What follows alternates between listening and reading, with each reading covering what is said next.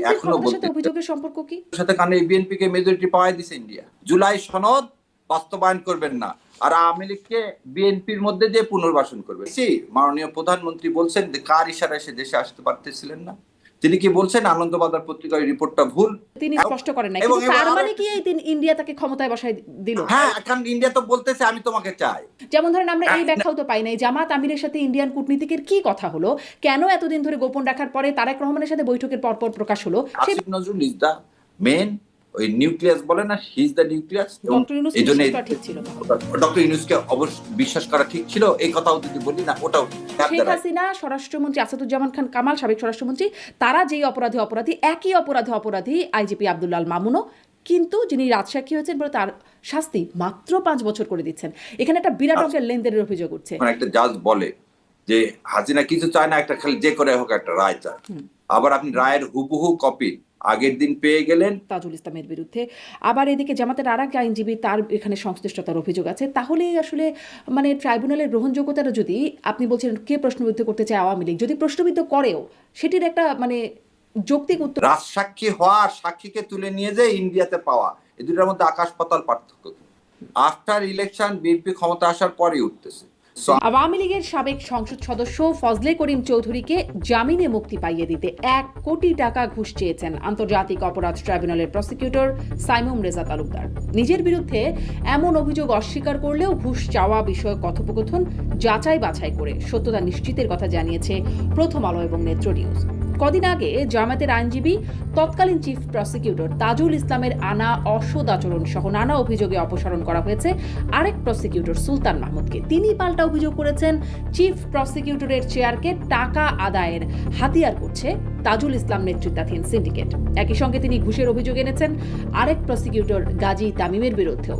অভিযোগ আছে সাবেক আইজিপি চৌধুরী আব্দুল্লাহ আল মামুনকে রাজসাক্ষী করে শাস্তি কমিয়ে দেওয়ার পেছনেও আছে মোটা অঙ্কের আর্থিক লেনদেন, যেখানে অভিযুক্ত জামায়াতের আরেক আইনজীবী শিশির মনিরও। ট্রাইব্যুনালের বিচারপতিদের ব্যাকগ্রাউন্ড থেকে শুরু করে গঠন এবং বিচার প্রক্রিয়া নিয়ে দেশীয় ও আন্তর্জাতিক পর্যায়ে নানান সমালোচনা তো আছেই, সেই সঙ্গে ট্রাইব্যুনালের ভেতরেই একে অপরের বিরুদ্ধে যেসব গুরুতর অভিযোগ তুলছেন তাতে প্রশ্ন এই ট্রাইব্যুনালের গ্রহণযোগ্যতা কতটা। অন্যদিকে জামায়াত ইসলামী 12 ফেব্রুয়ারি নির্বাচনের ফলাফল মেনে নিলেও থামছে না তাদের ইলেকশন ইঞ্জিনিয়ারিং এর অভিযোগ। দলটি নতুন করে ইলেকশন ইঞ্জিনিয়ারিং এর রাজসাক্ষী হিসেবে আখ্যায়িত করেছে সাবেক উপদেষ্টা রেজওয়ানা হাসানকে। সাবেক উপদেষ্টা এবং বর্তমান পররাষ্ট্রমন্ত্রী ডক্টর খলিলুর রহমানকে আখ্যায়িত করেছে মীর জাফর হিসেবে। কিন্তু ইলেকশন ইঞ্জিনিয়ারিং এর এত সব অভিযোগের যৌক্তিকতা কতটা? আবার সেই পররাষ্ট্রমন্ত্রীর কাছেই দলটির আমির আবেদন করেছেন তার পররাষ্ট্র বিষয়ক উপদেষ্টা মাহমুদুল হাসানকে পররাষ্ট্র মন্ত্রণালয়ে পদায়নের জন্য। সেই মাহমুদুল হাসান নাকি আমিরের সম্মতির বাইরে গিয়ে দাবি করেছেন মন্ত্রীর পদমর্যাদাও। জামাতের নেতারাও তাহলে কি সামলাতে পারছেন না লোভ? এসব নিয়ে কথা বলতে আজকের অতিথি ব্যারিস্টার শাহরিয়ার। আমি আপনার কাছে কয়েকটি বিষয়ে কথা বলতে চাই। শুরু করতে চাই যে আন্তর্জাতিক অপরাধ ট্রাইব্যুনালের একজন প্রসিকিউটর সাইমুম রেজা তালুকদার, তিনি আওয়ামী লীগের এক সাবেক এমপিকে জামিন পাইয়ে দিতে 1 কোটি টাকা ঘুষ চেয়েছেন, এরকম একটা কথোপকথন ফাঁস হয়েছে এবং প্রথম আলো, নেত্র নিউজ তারা এটি নিয়ে যাচাই বাছাই করেছে, যদিও সেই প্রসিকিউটর অভিযোগটি অস্বীকার করেছেন। দেখছিলাম প্রথম আলোতে ডেভিড বার্গম্যান, আন্তর্জাতিক অপরাধ ট্রাইব্যুনাল বিষয়ে যার বিশেষ জ্ঞান এবং জানাশোনা আছেন, তিনি এটি নিয়ে প্রতিবেদন করেছেন। আপনিও খোঁজ খবর রাখেন, আপনি এই বিষয়ে কোনো বিশেষ কিছু জানেন বা আপনার কোনো মন্তব্য আছে? ধন্যবাদ আপনাকে। দেখেন, এই আন্তর্জাতিক ক্রাইম ট্রাইব্যুনাল আজকে একটা সংবাদ সম্মেলন হলো। সেই সংবাদ সম্মেলনে প্রধান প্রসিকিউটর যখন যার বিরুদ্ধে অভিযোগ আসে, এটা তাজুল সাহেব অলরেডি তাকে অভিযোগ পাওয়ার সঙ্গে সঙ্গে এই লয়ারকে সরিয়ে দিয়ে এটা বোধহয় তদন্ত করতে বলছিলেন, এবং এই তদন্তটা এতদিন হওয়ার কথা না। কারণ আপনি দুইটা জিনিস, একটা মানুষের কল রেকর্ড, সেটা যেমন এই কল রেকর্ডটা তার কিনা এটা বের করতে বেশিক্ষণ লাগার কথা না।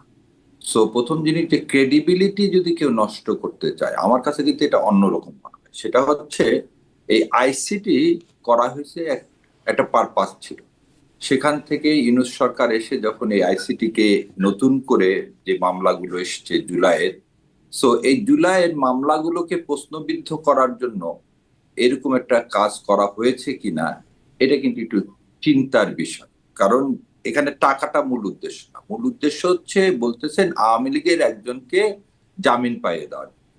এবং আপনি একটা জিনিস বোঝেন, আইসিটি জামিন দিলেও অ্যাপিলেট ডিভিশন আছে না, সেখানে তো আপিল করা যায়। কিন্তু আমরা ইদানিং কি দেখতেছি, জেল গেটে বিএনপির একজন এমপি সাহেব গেলেন ফুলের মালা নিয়ে আওয়ামী লীগের একজন নেতাকে বের করে আনতে। আমরা দেখলাম কি সাবেক প্রধান বিচারপতি ওনার জামিন হয়ে গেল, কিন্তু আমরা কিন্তু এটা শুনতেছি না যে এই জামিনের বিরুদ্ধে সরকার আদৌ আপিল করতেছে কি করতেছে না। তো এই সময়ে এই ধরনের একটা কাজ, এই টাকাটা চাওয়া এবং এই আদালতকে প্রশ্নবিদ্ধ করাটা, এটা মনে হয় সুপরিকল্পিত ছাড়া আমার এই কাছে মনে হয় পরিকল্পনাটা না। কার হতে পারে? সুপরিকল্পনা তাদেরই হতে পারে যারা এই যেসব মানে কি বলবো আপনাকে জাজমেন্ট দেওয়া হয়েছে বা যেগুলো অনগোয়িং আছে, এই পুরো আদালতটাকে তো আপনি প্রশ্নবিদ্ধ করতেছেন। এই একটা জিনিস বলে যে উনি ধরে নেন একটা প্রসিকিউটর 1 কোটি টাকা চাইল, তার বেল দেওয়ার ক্ষমতা নেই। বেল দেওয়ার ক্ষমতা কি? ইন্টারন্যাশনাল ট্রাইব্যুনাল জাজ আছে তাদের। তাহলে ইন্ডিকেট করতেছে ওই প্রসিকিউটরের সাথে কোনো জাজ বা কারো সম্পর্ক আছে, না হলে প্রসিকিউটর কি বলবে? মানে আমরা লয়ার হিসাবে যারা মানে খারাপ প্র্যাকটিস করে তারা কি বলে? তারা মক্কেলকে বলে আমার সাথে অমুক জজের পরিচয় আছে, জজ সাহেব বলছে এই টাকা দিতে হবে, টাকা দাও তোমার জামিন হয়ে যাবে। তাই কিনা? আমরা, কারণ আমার হাতে তো আর জামিনের কিছু নেই, আমি তো তারপরেও জামিনের আছে, প্লেয়ার। ধরেন আপনি জামিনের বিরোধিতা করলেন না, আপনি আচ্ছা ঠিক আছে, মেনে নিলেন আর কি, যা কিন্তু চাইলো আচ্ছা জামিনের বিরোধিতা করলাম না, কিন্তু সবসময় মনে রাখতে হবে জজ সাহেব কিন্তু যখন যদি ডিফেন্সের লয়ার না থাকে তাকেও কিন্তু ডিফেন্সের লয়ার হয়ে ন্যায় বিচার করতে হবে। এই দেশের আর যাই হোক ওই ক্লায়েন্টদেরকে আমরা বলি এরা কিন্তু মহাধূর্ত, এরা সবসময় গ্যারান্টি চায় যে আপনি অপোজিশন করবেন না তার জন্য কেউ 1 কোটি টাকা দিবে, এটা মনে হয় খুবই একটা সিলি কথা। তার চেয়ে বরং আপনি পরিকল্পিতভাবে এই আদালতটাকে তার যে ভাবমূর্তি নষ্ট করার জন্যই, যেমন আপনি মনে আছে হয়তো জাগে স্কাই পি কেলেঙ্কারি হয়েছে, তারপরে কি জাজমেন্ট পাওয়া গেছে, এবং জাজমেন্ট পাওয়ার জন্য আমি এই কারণে এই কথাটা বললাম যে ব্যারিস্টার ফখরুল সাহেব কিন্তু জেলও হয়ে গেছে। কারণ আগের দিন যখন সালাউদ্দিন কাদের চৌধুরী সাহেবের জাজমেন্টটা বের হয়ে গেল এবং তার সাথে সঙ্গে সঙ্গে সেই লয়ারকে মানে ব্যারিস্টার ফখরুলকে কিন্তু জেলও দেওয়া হলো, তার কাস্টডিতে দেওয়া হলো। কিন্তু এনার বেলায় কিন্তু আমরা এগুলো কিছু এখন পর্যন্ত দেখলাম না। তাকে তার বিরুদ্ধে কোন প্রসিডিং ড্র করা বা তাকে কাস্টডিতে নেওয়া, হেফাজতে নেওয়া, এগুলো কিছুই দেখলাম না। সো এই জিনিসগুলো মনে হয় যে, আর আমার ব্যক্তিগত বিশ্বাস এখনকার যে আইনমন্ত্রী আছেন উনি এগুলোকে প্রশ্রয় দেওয়ার কথা না, কিন্তু যেহেতু ওটা একজন আলাদা প্রসিকিউটরের আন্ডারে আছে, সো তার উচিত এই আস্থা ফিরিয়ে আনার জন্য হলেও এটাকে আইনমন্ত্রী পরিষ্কার। প্রশ্রয় দেবার কথা না, তাহলে আসলে ওই পরিকল্পনাটা কার, আমি যদি সুনির্দিষ্টভাবে জানতে চাই, কার বা কাদের? আমি যদি বলি যে আপনি এখন শোনেন, যে জামিন চাবে সেই তো কি করতে চাবে, সেই তো টাকা দিবে, তাই না? কথনটা হচ্ছেও কার মধ্যে, যে আওয়ামী লীগের এমপি সে জামিন চাচ্ছে, তাহলে একদম পরিষ্কার যে আওয়ামী লীগ চায় এই আদালতটাকে কি করতে, একটি প্রশ্নবোধক চিহ্ন মার্ক দিতে। সেটি এবং আওয়ামী লীগ আদালত চাইতেই পারে, কিন্তু আওয়ামী লীগের এমপি তিনি কারাগারে আছেন, তিনি তো জামিন চাইবেনই, মানে তার জামিনের জন্য যা যা করা দরকার তিনি তো করবেনই।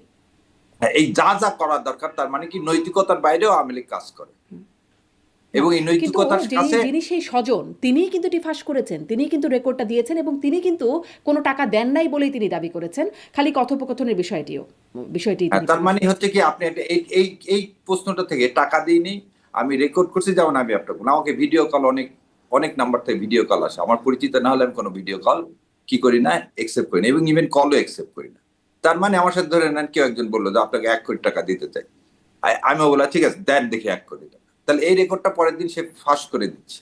তাহলে তার একটা মূল পারপাসটা কি, যে এই আদালতটাকে প্রশ্নবিদ্ধ করা, এর বাইরে তো আর অন্য কিছু হবে না। সে যদি 1 কোটি টাকা দিত, বলতে এই টাকাটা দিচ্ছি হচ্ছে এটা, এই টাকাটা নিছে তারপর কাজ করেনি, this is the evidence, so আপনাকে অফার করলো, একসেপ্ট করলেন, আপনি কিন্তু কাজটা হলো না, তাহলে কি এটা কন্ট্রাক্ট হলো? কনসিডারেশন নাই তো। কিন্তু সেই অসৎ উদ্দেশ্য যদি সত্যি থেকে থাকে, মানে প্রসিকিউটর যে টাকাটা চাচ্ছে বললাম তো, হ্যাঁ, সেটি তো প্রমাণিত প্রসিকিউটর হচ্ছে। চাকরি শেষ অফার দিচ্ছে প্রসিকিউটর টাকা না চাচ্ছে, না না, তাহলে সেটা এই ইনকোয়ারি করে। কথোপকথনে কিন্তু সেরকম না, প্রসিকিউটর চাইছেন, কথোপকথন যতটুকু শোনা যাচ্ছে বুঝলাম, আমি প্রসিকিউটর সেটাই চাচ্ছেন বলতেছি, 1 কোটি টাকা এবং অ্যাডভান্স 10-20 লাখ টাকা যা পারা যায় সেরকম একটা কথোপকথন শোনা যাচ্ছে। বুঝলাম, কত হচ্ছে অ্যাডভান্সও দেয়নি কিছু না। আর আমার কথা হলো প্রসিকিউটর এই ছেলেটার যা দেখলাম সবকিছুতে এর মানে এর বিরুদ্ধে উচিত তাড়াতাড়ি করে একটা ইনকোয়ারি করে এর বিরুদ্ধে ব্যবস্থা নেওয়া। যেহেতু তাজুল সাহেব আগে ব্যবস্থা নিয়েছিলেন, এটা এতদিন পর্যন্ত এখনো কেন ব্যবস্থা নেওয়া হয়নি, এটা একটা প্রশ্নবোধক চিহ্ন, কারণ এই কাজটা কিন্তু তাজুল সাহেবের সময় হয়েছে। জি জি, তাজুল সাহেব তাকে সেই বিচার থেকে সরিয়ে দিয়েছিলেন, কিন্তু অন্যান্য দায়িত্ব থেকে সরান নাই এবং তার বিরুদ্ধে কোনো ব্যবস্থা নিয়েওছেন বলে অন্ততপক্ষে গণমাধ্যমে আমি না দেখছিলাম না। না, আমি এটা আপনি এটা তাজুল সাহেব করে থাকলে এটা অবশ্যই তাজুল সাহেব ঠিক করেন। আচ্ছা, শুধু তাজুল সাহেব এটা ঠিক করেননি নাকি আরও, মানে প্রশ্ন কি শুধু ওই একটা জায়গায়? কদিন আগেই দেখলাম আর একজন প্রসিকিউটর সুলতান মাহমুদ, তার বিরুদ্ধে তাজুল সাহেবের আনা অভিযোগ, তিনি অসদাচরণ সহ নানান রকম অভিযোগ আসলেন এবং তাকে অপসারণ করা হলো। সেই সুলতান মাহমুদ চিফ প্রসিকিউটর তাজুল ইসলাম সহ গাজী তামিম তাদের বিরুদ্ধে অভিযোগ আনলেন ঘুষ লেনদেনের এবং সুনির্দিষ্টভাবে মানে লিখলেন যে চিফ প্রসিকিউটরের চেয়ারকে টাকা আদায়ের হাতিয়ার করেছিল তাজুল ইসলামের নেতৃত্বাধীন সিন্ডিকেট। এটা এছাড়াও ধরেন সাবেক আইজিপি চৌধুরী আব্দুল মামুন তাকে রাজসাক্ষী করার ব্যাপারে সেখানেও লেনদেনের অভিযোগ। এই অভিযোগগুলো কিন্তু ট্রাইব্যুনালের ভেতরে উঠছে, বাইরের কথা না হয় বাদই দিলাম।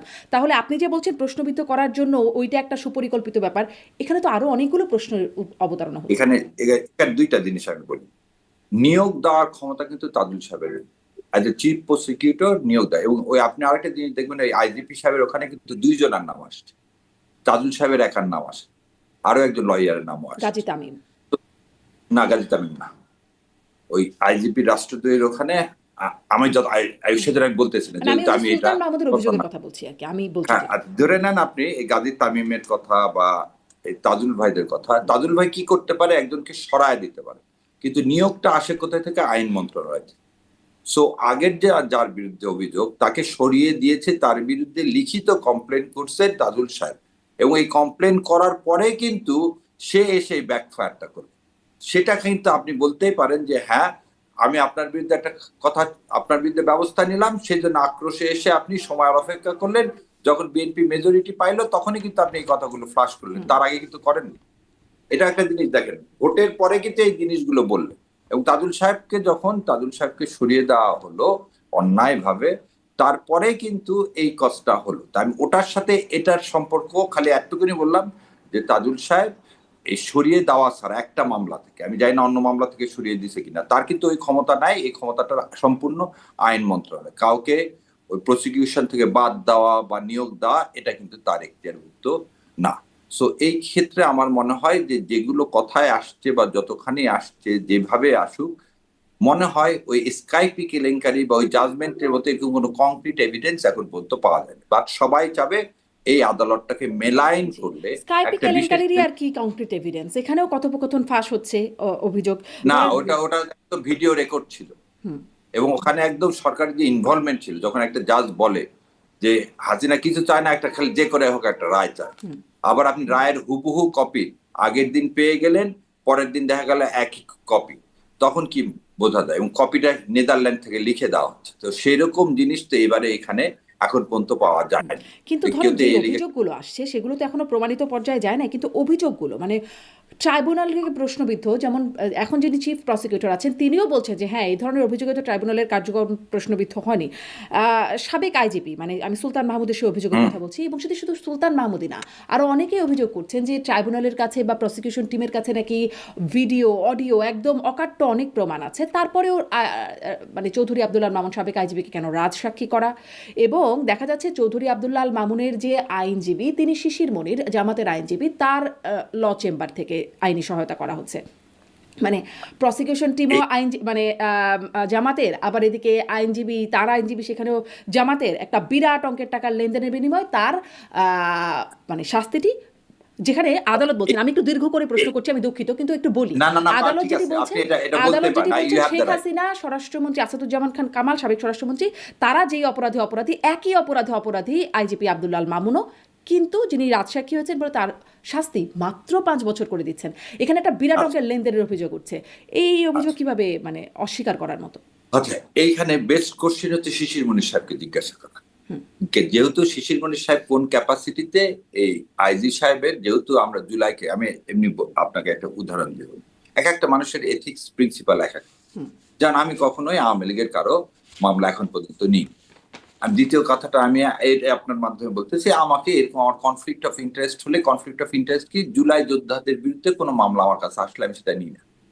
সেদিনও আসছে, আমি ঘুরে দিচ্ছি একটা মামলা, আমি আমার কাছে দিয়ে গেছে, আমি জানি না ওই মামলার সাথে আরো 2টা সেই ভদ্রলোকের বিরুদ্ধে জুলাইয়ের মামলা আছে। যখন আমি জানছি তখন বলছি না, আমি ওই দুটো আর করবো না। সো এক একটা মানুষের তো এক একটা রকম ইথিক্স আছে। তবে শিশির মনির কেন করছেন, এখানে কি হয়েছে, এই প্রশ্নের উত্তর তো উনি দিতে পারবেন, আমি তো দিতে পারবো না। তবে এটা সত্যি আপনি যেটা বললেন, there is a conflict of interest, এটা অস্বীকার করার কোনো উপায় নাই। কারণ এটা শিশির মনির সাহেব যদি নিয়ে থাকেন এই মামলা, তার এটা নেওয়া উচিত হয়নি। কারণ গাজী তামিম থেকে শুরু করে সবাই তো, হ্যাঁ, তারা সবাই জামাত পরিবারের লয়ার।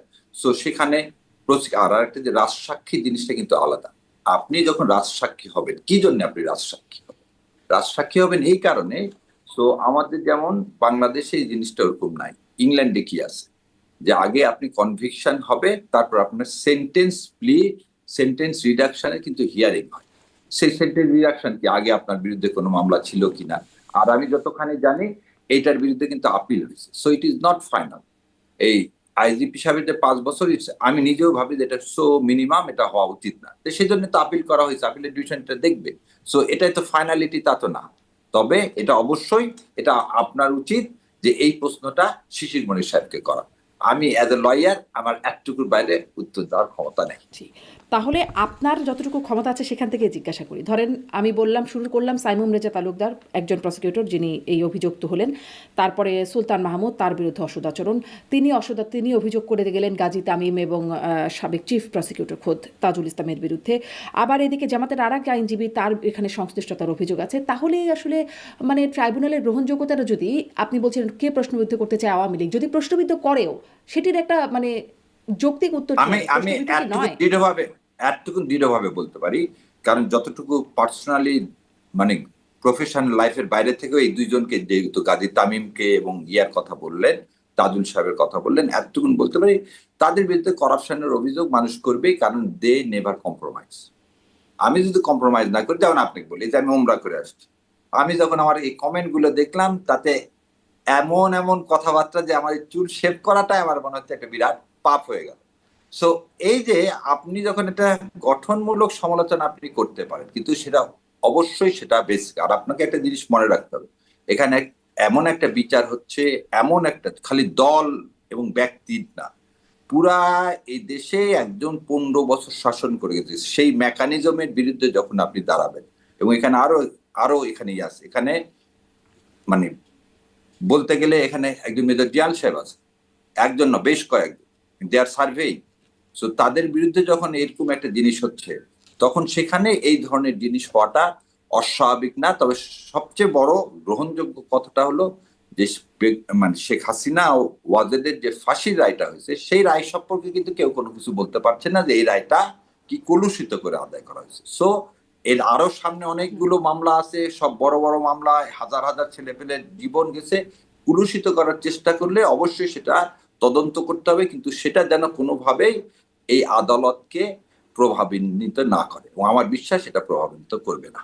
জি, এটা আপনার বিশ্বাস, কিন্তু যে এইটার জন্যই আমি প্রশ্নটা করছিলাম যে আপনিও শুনেছেন ট্রাইব্যুনালের গঠন থেকে শুরু করে বিচারপতিদের নিয়োগ থেকে শুরু করে প্রশ্ন ছিল, দেশীয় এবং আন্তর্জাতিক জায়গা থেকে বিভিন্ন সমালোচনা এসেছে। এখন এসে নিজেদের মধ্যে এরকম কাদা ছোড়াছুড়ির অভিযোগ, তখন আসলে প্রশ্নবিদ্ধ হবে না, এটা বিশ্বাস মানুষ করবে কি করে? না, এটা বিশ্বাস করবো এই কারণেই, মানুষও বিশ্বাস করবে এই কারণে, আপনি যেটা বললেন যে এখানে কোনো ইনকম্পিটেন্ট লোক কাউকে যে নিয়োগ দেওয়া হয়েছে এরকম না। তাহলে কি লেস কম্পিটেন্ট বলা চলে? কারণ তিনজন বিচারপতির মধ্যে একজনের কোনোদিন বিচার করার মানে অভিজ্ঞতা ছিল না, আর বাকি দুইজন তারা আগেই অবসর গ্রহণ করেছেন। অবসর গ্রহণ করাদের মধ্য থেকে তাদেরকে আনা হয়েছে 6 দিন বা কয়দিন, অল্প কিছুদিন আগে তাদেরকে বিচারপতি হিসেবে নিয়োগ দিয়ে, তারপর আচ্ছা, এবার আপনাকে নিয়োগ দিয়ে। না, শোনেন, অবসরপ্রাপ্ত কাউকে দেওয়া যায় না তা কিন্তু না। আমাদের এনটিসিতে আমাদের অনেক মেজর জিয়াল সাহেবরা যারা অবসরপ্রাপ্ত, সেটা বিভিন্ন জায়গায় আছে, যেমন দূতাবাসে আছে, সেক্রেটারিরা রিটায়ার করলে যায়।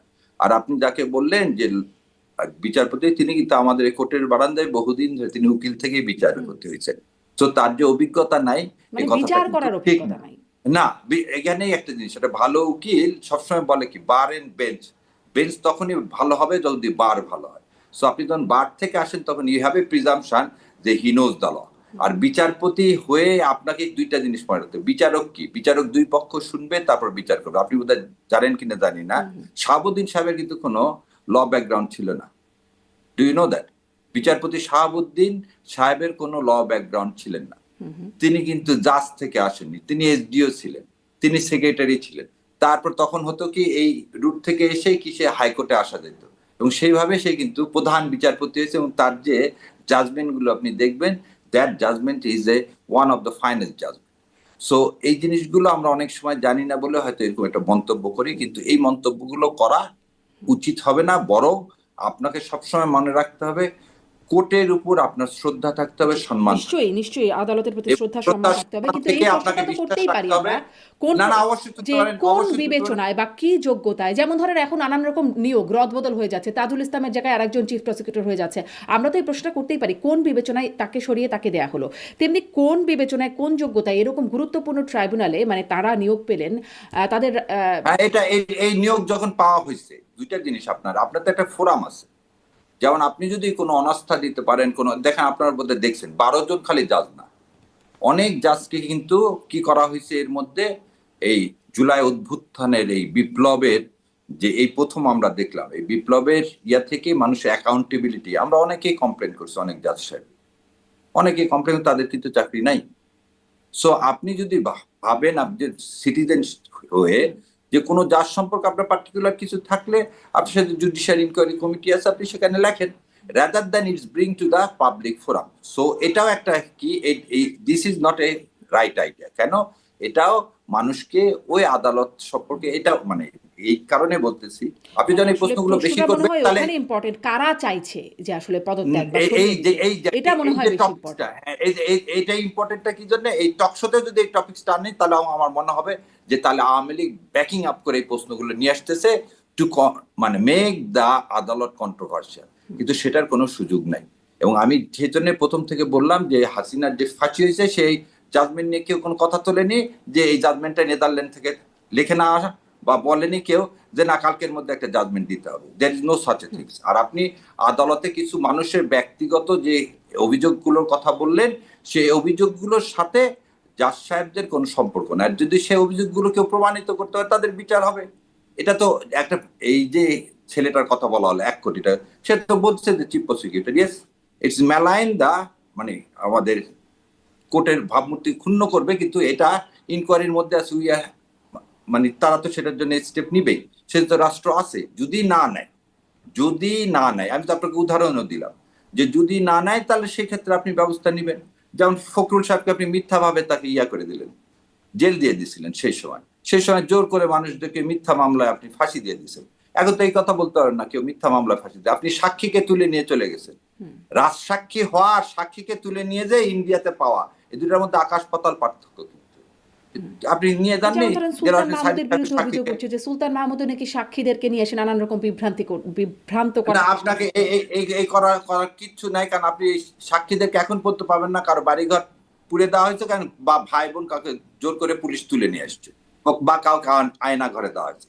দেয়ার is no such things. So এই ধরনের প্রশ্নটা করাও আমাদের উচিত হবে না, কারণ একটা ট্রায়াল চলার সময় এই ধরনের কথাগুলো প্রশ্ন বলাও না আমাদের করে মনে আমাদের হয় কাজে যদিও পরিকল্পনা। প্রশ্ন করাই, কাজ করার না, কাজে হচ্ছে অবশ্যই প্রশ্ন, অবশ্যই আপনার তবে প্রশ্নটা কিন্তু এতগুলো প্রশ্নের একটা একজন বাউন্ডারির যদি মধ্যে থাকতে হবে, একজন যাতে এই প্রসিকিউটরের প্রশ্নটাকে বিরুদ্ধে যদি উঠতো তাহলে হয়তো আসলে এটা নানান রকম তদন্ত না হচ্ছে, একজন একের পর এক প্রসিকিউটরের না, বিরুদ্ধে অভিযোগ সেগুলো উঠছে সবই এবং উঠছে। সে সাথে ট্রাইব্যুনাল নিয়েও আছে।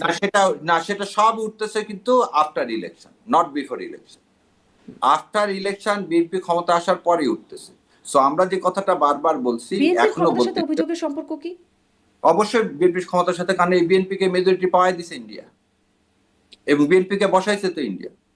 এটা তো আমি সব জায়গায় বলতেছি, এখনো বলতেছি। আপনি তো 3টা দস্তখত দিয়ে আসছেন যে প্রেসিডেন্টকে চেঞ্জ করবেন না, কনস্টিটিউশন বদলাবেন না, জুলাই সনদ কি করবেন না, জুলাই সনদ বাস্তবায়ন করবেন না, আর আওয়ামী লীগকে বিএনপির মধ্যে দিয়ে পুনর্বাসন করবেন। তো প্রেসিডেন্ট সাহেব যখন বলে দিল বাংলাদেশ জিন্দাবাদ, আর কনস্টিটিউশনে লেখা আছে শেখ মুজিবুর রহমান হচ্ছে কি স্বাধীনতার ঘোষণা দিচ্ছেন, উনি বলে দিলেন, তো উনি নিজেই কথা বলছিলেন যে জিয়াউর রহমান এবং এরশাদ দেশের সব নষ্ট করেছে। আজকে তিনি ঘোষণা দিচ্ছেন যে জিয়াউর রহমান হচ্ছে কি বাংলাদেশের স্বাধীনতার ঘোষক। তার মানে কি, এই আওয়ামী লীগের রংটা কি, ক্ষমতায় থাকার জন্য তারা যা ইচ্ছা তাই করতে, এদের কোনো চরিত্র নাই। কিন্তু আপনাদের কাছে এটা প্রমাণ কি? বিএনপি কে বসালো ইন্ডিয়া, আপনি বলছেন বিএনপি কে বসাইছে ইন্ডিয়া, এটা প্রমাণ কি? না না, এই প্রমাণটা হচ্ছে কি, আজ পর্যন্ত আনন্দবাজার পত্রিকার বিরুদ্ধে যে কথাগুলো আসছিল, বা আমরা যেগুলো, আপনি যে কথা বলতেছেন, এগুলোর বিষয়তে স্টেটমেন্ট দেওয়া হচ্ছে যে কি এটা তদন্ত হচ্ছে এটা, কিন্তু আমরা এখন পর্যন্ত একদিনও কি পাইছি মাননীয় প্রধানমন্ত্রী বলছেন যে কার ইশারায় সে দেশে আসতে পারতেছিলেন না? তিনি কি বলছেন আনন্দবাজার পত্রিকার রিপোর্টটা ভুল, এখন এটারও বিরুদ্ধে ওনারা বলেন এটা বলার দরকারই নাই। কেন দরকার না? আপনি তো নিজে স্টেটমেন্ট করছেন। So you have to make it clear. যখন বারবার আমরা বলতেছি যে আপনি কেন এই যে মেজরিটির কথা বলা হচ্ছে, কেন বলা হচ্ছে ইলেকশন ইঞ্জিনিয়ারিং এর কথা, আজকে ইলেকশন ইঞ্জিনিয়ারিং কথাটা আরেকটু যাই আপনার কাছে, একদম সুনির্দিষ্টভাবে জানতে চাইবো। কিন্তু এইটা যে তিনি যে বলেন নাই যে আসলে কার বাধায় আসতে পারছিলেন না বা কার ইশারায় আসলেন, এবং সে হাদির গুলি খাওয়ার দিনে কিন্তু হঠাৎ করে তিনি চলে সব চলে এটা নিয়ে আসলো। তিনি স্পষ্ট করেন নাই, কিন্তু তার মানে কি এই ইন্ডিয়া তাকে ক্ষমতায় বসায় দিল? হ্যাঁ, খালি তাই না, আপনি যার ফাঁসি হয়েছে জানেন তার অ্যাড্রেস কি দিল্লিতে, কোন বাসায় থাকে তাও আপনি রাষ্ট্র হিসাবে জানেন। আপনি নির্বাচনের পর আজ পর্যন্ত বললেন না যে কি এক্সট্রাডিশন টিটির আন্ডারে তাকে এখনই ফেরত দাও। কিন্তু আপনি হাদির যাদের হয়েছে গতকালকে কি বললো পররাষ্ট্র প্রতিমন্ত্রী, যে ওই টিটির আন্ডারে আমরা অলরেডি তাকে ফেরত চাইছি। তা আপনি তো হাসিনাকে ওই টিটির আন্ডারে ফেরত চাইলেন না, কারণ তাহলে কি বোঝা যায়? প্রক্রিয়া চলমান না, অন্তর্বর্তী সরকার না, এটা কোনো প্রক্রিয়া না, এটাকে তো বিচার করবেন। আর একজনের বিচার হয়ে ফাঁসি হয়ে গেছে, ফাঁসির আসামি, এটা ফিজিউটিভ, তাকে আপনি আনবেন। আর একটা লোককে কি করা হয়েছে, ধরা হয়েছে, যেমন আজকে কথা প্রসঙ্গ বলি, সালাউদ্দিন সাহেব আছেন মাননীয় স্বরাষ্ট্রমন্ত্রী, এই জুলাই উদ্বুদ্ধ না হলে তাহলে শিলংই কিন্তু থাকতে হতো, তাহলে বাংলাদেশ আসতে হতো। আর আজকে বাংলাদেশ এসে কিন্তু উনি জুলাইকে কি করতে চাচ্ছেন, জুলাইকে অস্বীকার করতে চাচ্ছেন। সো এরপর আর কি প্রমাণ লাগে? অকথ্য প্রমাণ যে তাদেরকে ক্ষমতা বসাইছে আওয়ামী লীগ, ক্ষমতা বসাইছে ইন্ডিয়া। তো এবং আপনি ফুলের মালা দিচ্ছেন একজন এমপি সাহেব। জুলাই আন্দোলনকারীরা, ফলে আন্দোলনের ফলে ফিরতে পারলো সালাউদ্দিন আহমেদ, তো সেখানে ইন্ডিয়া ক্ষমতায় বসলে তার প্রমাণ আসলো কোত্থেকে? তার প্রমাণ আসলো কোথায়? তাহলে একটার পর একটা এই ইলেকশনের পর জামিন কতগুলো হলো, জামিন যার হলো। আমি তো বললাম যে সাবেক প্রধান বিচারপতির জামিন হলো, আপনি রাষ্ট্রপতিকে সরালেন না কেন? রাষ্ট্রপতি স্টেটমেন্ট দিল কি, যে বিএনপি আমাকে ক্ষমতায় রাখছে, ওরা সরাই দিতে চাইছে। রাষ্ট্রপতি সেজন্য বিএনপি হয়ে গেল আর আওয়ামী লীগ থেকে। তাহলে মানে এই বিএনপিতে, মানে বিএনপির এই রাষ্ট্রপতি তাহলে গুপ্ত বিএনপি ছিল? রাষ্ট্রপতি তাহলে কি গুপ্ত বিএনপি ছিল? খলিল সাহেব আপনারাই বললেন, যার পদত্যাগ চাইলেন, আপনারা বললেন কি যে আবার দেখেন শপথ নিছেন আপনি যতগুলো উপদেষ্টা কি, যে আমরা কোনো সরকার ব্যবস্থায় যেতে পারবো না, কোনো দল অংশগ্রহণ করবো না। তো খলিল সাহেবকে তখন আপনি এই ফরেন মিনিস্টার বানালেন, তখন এইটা কোথায় ছিল? সো তারা কি আসলে গুপ্ত ছিলেন কিনা এই প্রশ্ন আপনি করতে পারেন, কিন্তু এর সাথে এটার সম্পর্ক কি যে বিএনপি কে বসালো ইন্ডিয়া? খলিল সাহেব তো না, খলিল সাহেব কার বন্ধু? আমেরিকার বন্ধু, দোভালের বন্ধু। আপনি তো ইলেকশন আগে বলে শোনা যায়। না, আপনি দেখেন ইলেকশনের কয়দিন আগে, আমি প্রশ্ন করছি ইলেকশনের কয়দিন আগে কেন উনি ইন্ডিয়া গেলেন? আজ পর্যন্ত জানাইছেন? জাস্ট ইন্ডিয়ার আগে কেন তিনি ইন্ডিয়া গেলেন? আজকে কেন আমরা বলি যে ইন্ডিয়ার মোদি গভর্নমেন্ট যখন বললো যে বিএনপি ক্ষমতায় আসলে আমরা স্বাচ্ছন্দ্য বোধ করবো, এটা তো ইলেকশন আগেই বলে দিলেন। উনি তো বলেননি বাংলাদেশের যে গভর্নমেন্টই আসুক তাদের সাথে আমরা স্বাচ্ছন্দ্য বোধ করবো না। আপনি ইন্ডিয়ার ফরেন মিনিস্টার এসে সব দলের সাথে কথা বলেন, কি করলেন? একটি পার্টিকুলার দলের সাথে কথা বলেন, আর কি প্রমাণ লাগে? তো তারা তো প্রেফারেন্স চাইতেই পারে, মানে কোন দলের দেশের একটা প্রেফারেন্স উদাহরণ থাকলো, কিন্তু তার মানে তারা বসিয়ে দিল কি করে বসিয়ে দিল? বোন, রাষ্ট্র টু রাষ্ট্র, পলিটিক্যাল সায়েন্সের ভাষায় কি, কোন রাষ্ট্র আপনার চিরদিনের বন্ধু না, কোন রাষ্ট্র আপনার চিরদিনের শত্রু না। সম্পর্কটা হতে হবে রাষ্ট্র। একটা রাষ্ট্র যখন একটা পার্টিকুলার পলিটিক্যাল পার্টিকে যাবে, যেমন আজকে ইরানের কথা, কি বলতেছে ইউএসএ যে ইরানের রিজিম চেঞ্জ করা, ইজ ইট কল ডেমোক্রেসি? আপনি জোর করে একটা শাসনকে চুজ করতে পারেন? আপনার সাথে সম্পর্ক হতে হবে কি রাষ্ট্র টু রাষ্ট্র। যে আপনি যখন এই কাজটা করতেছেন এবং আপনি তো চাবেন এখন যে কোনো ভাবে হোক এই বিচারটাকে প্রলং করা এবং এই বিচারটাকে ভন্ডুল করা। এবং এটা নিয়ে আজকে হয়তো আপনার সামনে বলতে দেখা যাবে, দুদিন পর অন্যান্য মিডিয়া ওই একই প্রশ্ন করা শুরু করে দিবে। সো এইটা কি, this also a part of that conspiracy. এইটাকে বলে ম্যাকিয়াভেলি কনস্পিরেসি থিওরি। যদি কোনো কিছু শুরু করতে হয় প্রথমে সেটা নিয়ে আসো কারো না কারো মুখে, তারপর এটা সমাজে সরিয়ে দাও। আর 100 বার আমাদের কারো না কারো মুখে তো এটাও শুনেছি যে আমেরিকা আসলে জুলাই অভ্যুত্থান ঘটিয়ে দিয়েছে বা তারা কলকাঠি নেড়েছে। ফরহাদ মজহার বলেছেন, এদিকে অন্যদিকে আমেরিকা থেকে জেফরি স্যাক্স থেকে শুরু করে অনেকেই বলছেন এই কথাগুলো, যে কিন্তু সেটা তো কারো মুখ দিয়ে এসেছে। কিন্তু আমার প্রশ্নটা ওখানে না, আমি আসলে এটাই বারবার জিজ্ঞাসা করছি যে ইন্ডিয়া বসিয়ে দিল, ইন্ডিয়াকে দস্তখত করে দিয়ে আসলো, এর প্রমাণ? হ্যাঁ, এই তো বললাম তো আপনাকে, দুইটা প্রশ্নের উত্তর আজ পর্যন্ত তো মেলেনি। তার মানে ইন্ডিয়া বসিয়ে দিল? হ্যাঁ, কারণ ইন্ডিয়া তো বলতেছে আমি তোমাকে চাই। আপনি মিডিয়া থেকে শুরু করে সবকিছু কিভাবে কন্ট্রোল করলেন? আপনি কিভাবে কন্ট্রোল করলেন? আপনি এই ইলেকশনটা মেকানিজমটাতে করলেন, আপনি মেজরিটিটাতে নিয়ে দিলেন, অ্যাবসলিউট মেজরিটি। আপনি কি জন্য ইলেকশন কমিশনে যখন বলা হলো কি যে আক্তার সাহেবকে সরাতে হবে, বিএনপি কি বললো? আক্তার সাহেবকে সরালে আমরা কি করব না, আমরা ইলেকশন করব না। যখন আমরা বললাম যে সংবিধান মানে রাষ্ট্রপতিকে সরাতে হবে, বিএনপি বললো রাষ্ট্রপতি সরানো যাবে না। এই একটু আগে একটা কথা বলতেছিলাম, 133টা অর্ডিন্যান্স হয়েছে। এই অর্ডিন্যান্স গুলো কি একটা কনস্টিটিউশনের মধ্যে আছে না? বিএনপি তো এও আপনি বলেছে খলিল প্রশাসক নিয়োগ সাহেবকে করেন। সরাতে হবে, বিএনপি তো তখনই বলেছে 3 উপদেষ্টার পদত্যাগ, কিন্তু সেগুলোও তো হয় নাই। না না না, হ্যাঁ কেন হয়নি? আপনি যে বলছে যে রাজনীতি করার ইচ্ছা হলে পদত্যাগ করে এসে রাজনীতি করেন, কারণ মাহফুজরা সে পদত্যাগ করে বহু পরে আসেনি। পদত্যাগ করেছেন, সাথে না না, সাথে তারা কি পদত্যাগ করেন ইলেকশন নাই, করছে? নির্বাচনের কিছুদিন আগে। না না, তারা কি ইলেকশন করছে? করেনি তো। নাইট কি প্রথমে করেনি? যারা যারা ইলেকশন করছে তারা তো একদম প্রথমে পদত্যাগ করছে। যারা যারা ইলেকশন করতেছে তারা তো প্রথম, আর যারা যারা পদত্যাগ করছে তারা কি ইলেকশন করছে? আর তারা তো পদত্যাগ করেছে মানে রাজনীতি তা করেছে, কিন্তু আমি প্রশ্ন করছিলাম যে তারা বিএনপি খলিল সাহেব দাবির পদত্যাগ মুখেই যে তাদের হয়ে গেল তা তো না, কারণ তখনই দাবি না, করেছিল দিয়ে- খলিলুর রহমান, আসিফ মাহমুদ এবং মাহফুজ আলম 3 জনের পদত্যাগের দাবি তাহলে করেছিল। খুবই ভালো কথা। আজকে হঠাৎ করে বিএনপির মুখে কেন এই কথা শুনতে যে খলিল সাহেব ভালো, ইউনূস সরকার ভালো না? আপনি এই কথা কেন বলতেছেন যে গণভোটের দাবি যদি তখন না মেনে নেওয়া হতো তাহলে ইলেকশন দিত না? এই যে ফ্রডটা আপনি পাবলিকের সাথে করতেছেন কেন, কোন অধিকারে? এই ফ্রডটা তো করছে আওয়ামী লীগ, এবং ফ্রডটা বাংলাদেশকে সবসময় এনকারেজ করে কি ইন্ডিয়া? ইন্ডিয়ার আধিপত্যবাদের তো মূল ইয়াইটা কি, যে মূল সিস্টেমটা কি, যে এই দেশকে যে করে হোক কন্ট্রোল করতে হবে, যেই শাসন ব্যবস্থা এটা। তাহলে সেই জন্য তো কন্ট্রোল করতে পারেনি বলে তো 15 বছর দেশনেত্রী বেগম খালেদা জিয়াকে আপনি বাইরে রাখছিলেন। কন্ট্রোল করতে পারেননি বলেই তো শহীদ প্রেসিডেন্ট রাষ্ট্রপতি জিয়াউর রহমানকে আপনি হত্যা করেছেন। তাহলে কি আপনাদের মানে জুলাই অভ্যুত্থান পুরোপুরি ব্যর্থ, কারণ ইন্ডিয়ায় ক্ষমতায় বসিয়ে দিচ্ছে? ব্যর্থ না, প্রতি বিপ্লব এখন আছে। যদি আপনি জুলাই এই সনদ না মানেন, গণভোট না মানেন, তাহলে আপনি তো ক্ষমতায় থাকতে পারবেন না। ম্যান্ডেটটাই তো জুলাই সনদ। ব্যর্থ হবে না ইনশাল্লাহ, এতগুলো রক্ত বৃথা যেতে পারে না। কিন্তু ক্ষমতায় বসাচ্ছে রক্ত ইন্ডিয়া, কোনোদিন এর বেইমান চেয়ে করে বড় না। আর কি হতে পারে ক্ষমতায় যদি না ইন্ডিয়া না, বসায়? বললাম তো, এটা তো সারা মানুষের কাছে তো এটা। শোনেন, আওয়ামী লীগকে 3বার ক্ষমতায় বসায়নি ইন্ডিয়া, হয়তো 15 বছর লাগছে সরাইতে। তো আজকে বিএনপি কে যদি বসায় থাকে এবং বিএনপি যদি প্রতারণা করে জুলাই সনদের সাথে, তাহলে কি হবে? একই পরিণতি হবে। ইতিহাস তো তাই দেখায়, দেশটাকে ভাগ করছে এই যে ইন্ডিয়া। ইন্ডিয়াকে দস্তখত দিয়ে আসছে, সেটা কি আপনি দেখেছেন যে তাকে আসলে কিভাবে? না, আমার দেখার কথা না, আবার এটা বলতেছি, দস্তখতটা মানে এই কারণে বলা হলো যে দেয়ার সাম আন্ডারস্ট্যান্ডিং।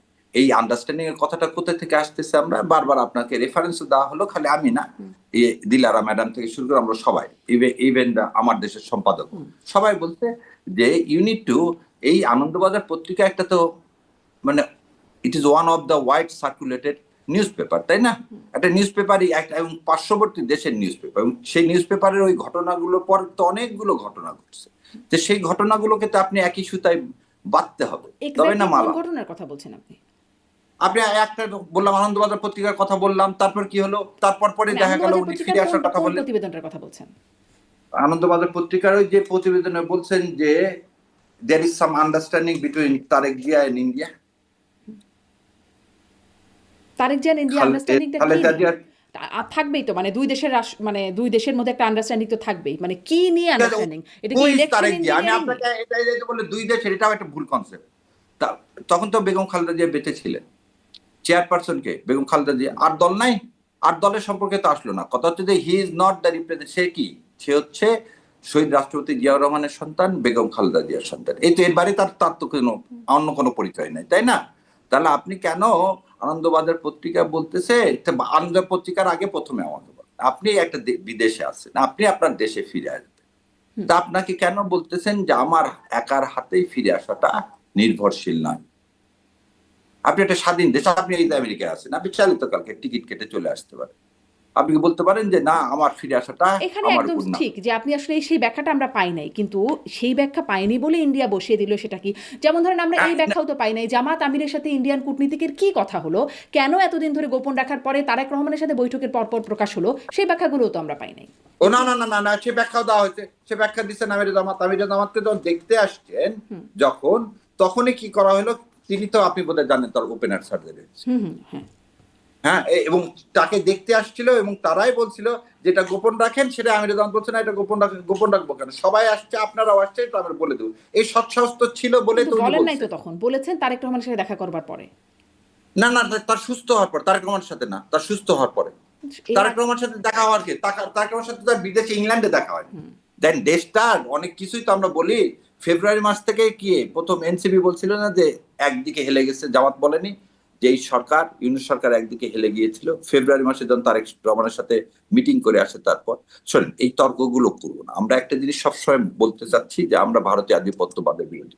আপনি ইলেকশন ইঞ্জিনিয়ারিং করে তাকে বসিয়ে দিছে, এটা এখন দিবালোকের মতো স্পষ্ট। সো আমরা সেই জায়গায় যাইনি, আমরা সবাই এটা মেনে নিছি একটা ইলেকশন কারণে, ইঞ্জিনিয়ারিংটা জুলাই করলো সনদের। কে? আপনারা সম্প্রতি রিজওয়ানা হাসান সাবেক উপদেষ্টা তাকেও বলছেন যে তিনি রাজসাক্ষী ইলেকশন ইঞ্জিনিয়ারিং এর, মানে সেটিও আপনারা কিভাবে বলছেন? আর আমার ওই মূল প্রশ্নটাও যে কে করলো ইলেকশন ইঞ্জিনিয়ারিং? ইলেকশন বলে দিলেন তো, ভারত করলো, আর কি করবে? 6টা জিনিস ফ্যাক্টর কাজ করছে। সেই 6টা ফ্যাক্টরেও যে একদিন এর আগে একদিন আপনাকে বলছে, আপনি বলছেন ডিপ স্টেট কারা, এটা নিয়ে অনেকক্ষণ আপনার সাথে কথা হচ্ছে। বলেন নাই সো আপনি ডিপ স্টেট কারা? আচ্ছা বলে দিচ্ছি আজকে। জানেন আচ্ছা ডিপ স্টেট হচ্ছে আমাদের পার্শ্ববর্তী 2টা পরাশক্তি, একটা পরাশক্তি আর একটা বৃহৎ শক্তি, সেটা হচ্ছে চীন আর একটা হচ্ছে ইন্ডিয়া। আর এই 2টা পক্ষ কিন্তু আলাদা, 2 মেরুর 2 দিকে। এই So, চীন আর ইন্ডিয়া হচ্ছে বাংলাদেশের ডিপ স্টেট। না আবার বুঝেন, আমি ডিপ স্টেট এখনো বাংলাদেশের ডিপ স্টেট বলিনি, আমি বললাম যে চীন আর ইন্ডিয়া তো আমাদের নেই বাড়ি। হ্যাঁ হ্যাঁ, আচ্ছা ধরে নেন যে দেশগুলো ইন্ডিয়াকে সমর্থন করবে তারা কি চাইবে? চীনকে কন্ট্রোল করতে চাইবে। আর যারা চীনকে সমর্থন করবে তারা চাইবে ইন্ডিয়াকে কন্ট্রোল করতে। এখন বাংলাদেশে যে সরকারটা আসবে, সে সরকারটা কার পারপাস সার্ভ করবে সেইটাই যারা নির্ধারণ করে তাদেরকে বলা হয় ডিপ স্টেট। এবং সেটা কখনোই নির্দিষ্ট কোনো দেশ হতে পারে না। আর আপনারা জানেন সারা দেশে G7 হচ্ছে they are the deep state members. So G7 ঠিক করে কোন দিকে কখন কি নির্ভর করে, সেজন্যই বলা হয় this is the notion of deep state. So নোশনের কথা বললাম বাংলাদেশের ক্ষেত্রে। দ্বিতীয় কথাটা আমরা বলতেছি কেন এবারে এই ইলেকশন ইঞ্জিনিয়ারিংটা করা হলো বা কেন বিএনপি কে ক্ষমতায় নিয়ে আসা, তার প্রমাণ কি হাতে হাতে কি দিচ্ছি। যে আপনি একটা জিনিস দেখেন, এই ক্ষমতায় আসার পর কি কি ঘটনা আপনি এখন একটা একটা করে দেখেন। আপনি সমস্ত জায়গা থেকে সবাইকে সরিয়ে দিলেন। ইলেকশন আপনি কিন্তু এখনো সংসদই গঠন হয়নি, আপনি রাষ্ট্রপতিকে সরালেন না। আমি যদি একই কথা বলি যে সংবিধানের আন্ডারে রাষ্ট্রপতি শপথ নিছে, রাষ্ট্রপতি অ্যাপয়েন্ট হয়েছে, সেই সংবিধানের আন্ডারে তো শেখ হাসিনা ছিল। এবং এই সংবিধানে লেখা আছে কি, যতক্ষণ নতুন প্রধানমন্ত্রী নিয়োগ না হবে ততক্ষণ পর্যন্ত উনি বৈধ প্রধানমন্ত্রী। তাহলে তো এই ভোট, এই ক্যাবিনেট সবই তো অবৈধ। একটা মা যদি যমজ 2টা টুইন হয়, তো বাবা কি বলতে পারে একটা সন্তান লেজিটিমেট আর একটা লেজিটিমেট না?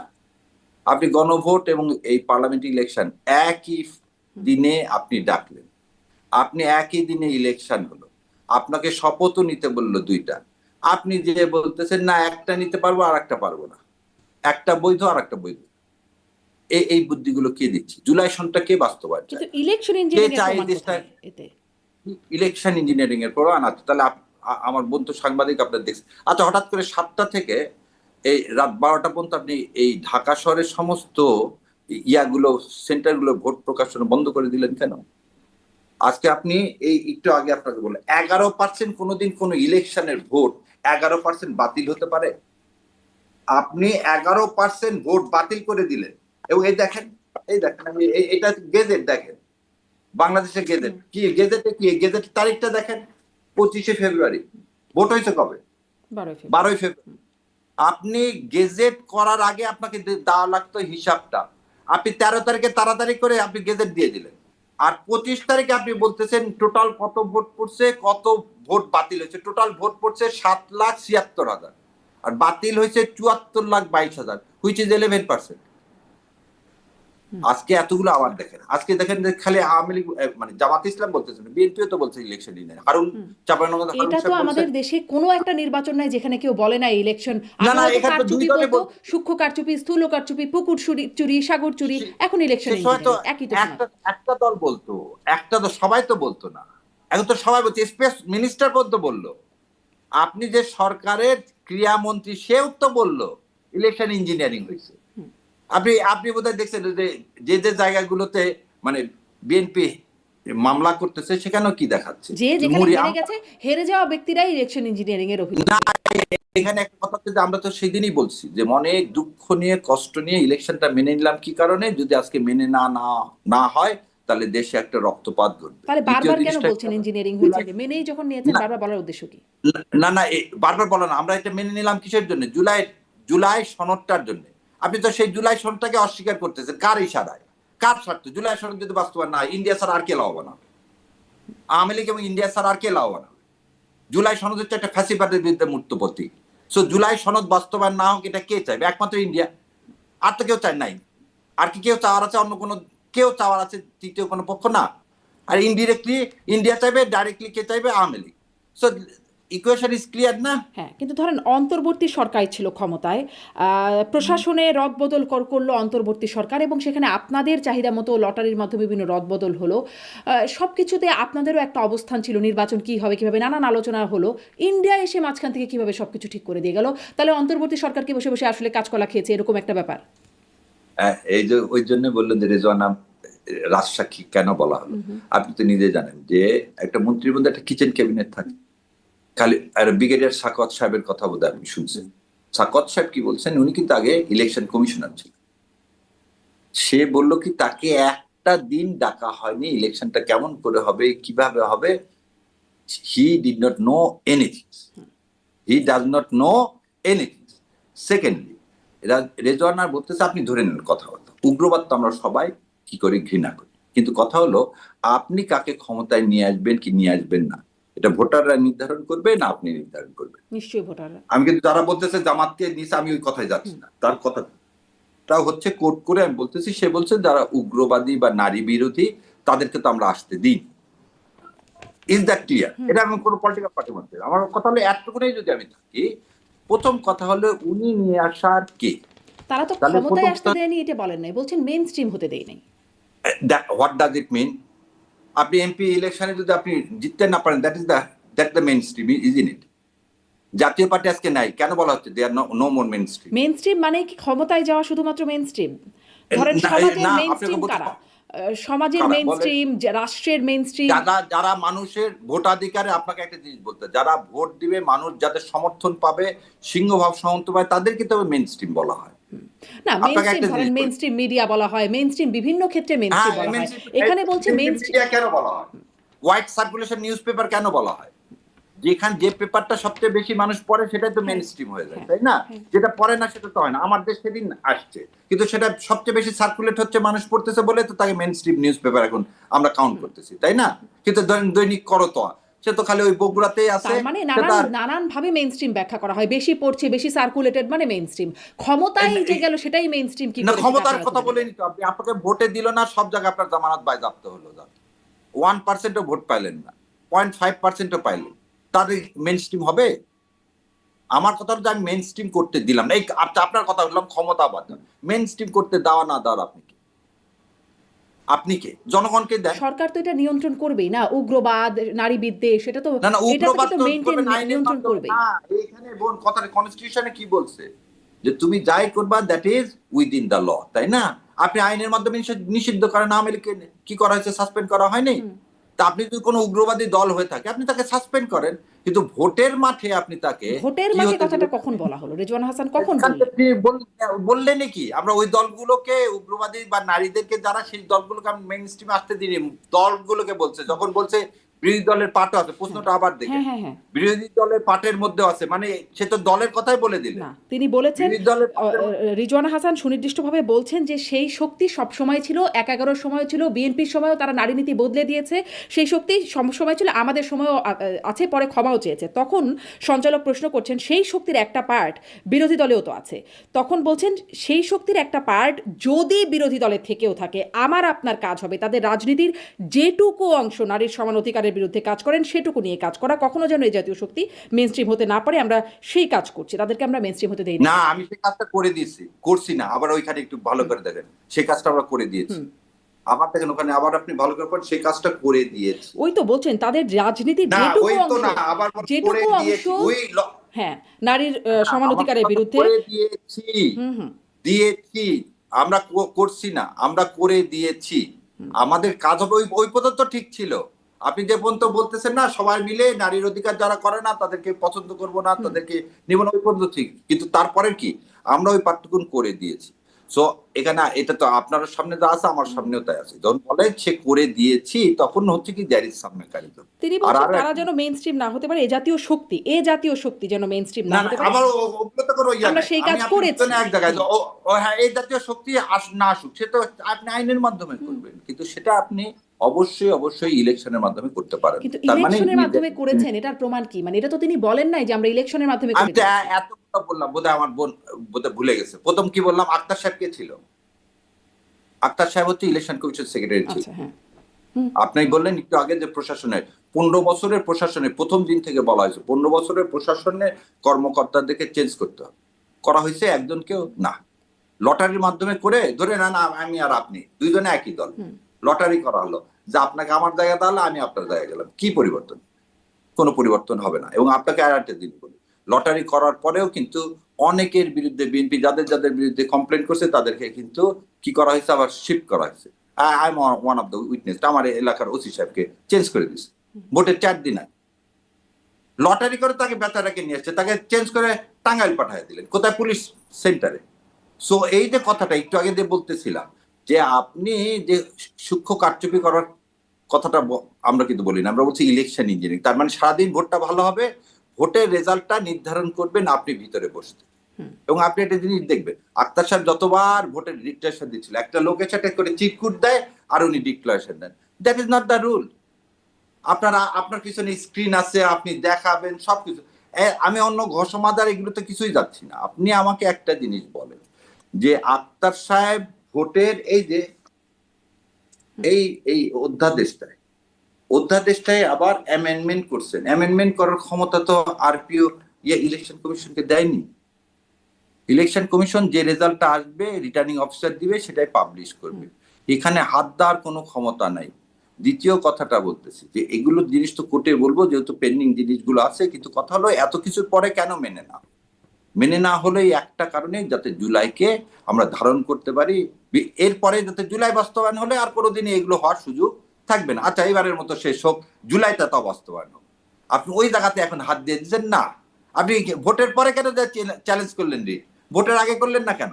যে না, এই সরকার অবৈধ, এই সরকার গণভোট অবৈধ, আপনি রিট করলেন না কেন? আপনি একটা জিনিস বলেন, 45 জন ঋণ খেলাপি, সরকার অবৈধ এটা বলে নাই বিএনপি। কি বুঝি না? সরকার অবৈধ এটা তো বিএনপি বলে নাই। না না না, আপনি কি রিট ফাইল করছেন? গণভোট অবৈধ। তো গণভোট অবৈধ হলে কি? তাহলে তো পুরো গভর্নমেন্ট সিস্টেমটাই অবৈধ। ভোট তাহলে কি ব্যাপার? গণভোট অবৈধ হলে ভোট অবৈধ না? না কেন, মানে গণভোট অবৈধ হলে সরকার অবৈধ কি করে হয়? না কেন, আপনি তো গণভোট বলতেছেন যে কনস্টিটিউশনের মধ্যে নাই বলে অবৈধ। তাহলে সরকারও তো কনস্টিটিউশনের মধ্যে নাই। নাই তো, ইন্টারিম কিন্তু ওই যে গভর্নমেন্ট 106 এর অধীনে করা হলো, সেই একটা না, ব্যাখ্যা তো আছে। 106 অধীনে না। তাহলে আবার বলি যে 106 নিলেন যে চিফ জাস্টিসের কাছ থেকে, আমার মাননীয় প্রধান বিচারপতি যে 106 দিল, তারটা নিয়ে আপনি সরকার ফর্ম করে তাকে বের করে দিলেন কোন অধিকারে? কনস্টিটিউশন কি বলছে যে প্রধান বিচারপতিকে বাদ দিয়ে দাও? প্রধান বিচারপতি বাদ দেওয়ার একটা সিস্টেম আছে। প্রধান বিচারপতির কাছ থেকে আজকে ওই জন্য বললাম যে রাষ্ট্রপতিকে রাখবা আর প্রধান বিচারপতিকে বলবা সে আওয়ামী লীগের দালাল, অতএব তাকে বাদ। আর রাষ্ট্রপতি আওয়ামী লীগের দালাল না, কারণ ও হচ্ছে আমার এজেন্ডা বাস্তবায়ন করছে, আমাকে মেজরিটি পাইয়ে দিছে। এবং আমি যা বলবো সেই he will dance with the tune of my finger. So পুরাটা মিলে একটা শরীর হতে গেলে অনেকগুলো কম্পোনেন্ট লাগে। সো ইলেকশন ইঞ্জিনের একটা কম্পোনেন্ট না, তো সেজন্যই শাহাবুদ্দিনকে তারা চেঞ্জ করেনি। শাহাবুদ্দিন না থাকলে তো এই ইলেকশন ইঞ্জিনিয়ারিং হয় না। আচ্ছা, কিন্তু শাহাবুদ্দিনও আবার কি করতে পারেন সেটাও একটা প্রশ্ন। তিনি তো কাঠের পুতুলের মতো, মানে এটা তো একটা নমিনাল পোস্ট, নমিনাল হেড। সেটাই নমিনাল পোস্ট হওয়ারই কথা। নমিনাল পোস্ট হয়ে সেজন্য কি করছে, গত 18 মাসে নমিনালি ছিল। 18 মাস পরে এখন বলা আছে রাষ্ট্রপতি কোনো কথা বলতে পারবেন না, কি প্রধানমন্ত্রীর পরামর্শ ছাড়া। তাহলে উনি এই পেপারে যে সাক্ষাৎকার দিলেন, তিনি কি বিএনপি নিয়ে অনুমতি নিয়ে দিচ্ছেন? তাহলে কনস্টিটিউশন যদি রাইট হয়, কনস্টিটিউশন রাইট হলে কালের কণ্ঠে তিনি যেটা দিচ্ছেন দিতে পারবেন না এমনটা তো না, মানে তাকে না না না রাষ্ট্রের কোনো কাজ করার জন্য প্রধানমন্ত্রী না, আপনি বলতে না, আপনি দিতে পারবেন যতটুকু আপনার পার্সোনাল। আপনি তো রাষ্ট্রের ব্যাপারে বলে দিলেন, রাষ্ট্র ব্যাপারে তো আপনাকে বলতে nominal head cannot say anything. The Queen cannot pass anything, any statement so far relates to the states without the acknowledgement of the Prime Minister or the House. That's why he is nominal head. উনি বলতেছেন আমাকে উপরে ফেলে দেওয়ার চেষ্টা করা হয়েছে, আমাকে গৃহবন্দী করে রাখার কথা বলা হচ্ছে। তাহলে এগুলো কথা কি? স্টেট আপনি তো একদম পুরোপুরি চ্যালেঞ্জ করলেন তত্ত্বাবধায়ক সরকার ব্যবস্থাকে, এন্ট্রিম গভর্নমেন্টকে তো চ্যালেঞ্জ করলেন উনি। তাহলে সেটা কি করতে পারেন? তাহলে কি বলবো যে বিএনপি ওনার এটাকে অনুমতি দিচ্ছে সেই জন্য? কিন্তু এটা He is no মিথ্যা more এটাও আবার কেউ আবার বলে নাই। মানে এই হ্যাঁ অভিযোগগুলো যে মিথ্যা এটাও কেউ দাবি করে নাই। না না না, এটা মিথ্যা না। আপনি তাকে কেন রাখতে চাচ্ছেন? এবং সে তো বলতেছে সবাই আমাকে সরে যেতে বলছে, উপরে ফেলতে চাইছে, একমাত্র বিএনপি ছাড়া, বিএনপি রক্ষা করছে। অতএব I am very obliged to তিন বিএনপি। বাহিনীও তাকে সহায়তা করেছে।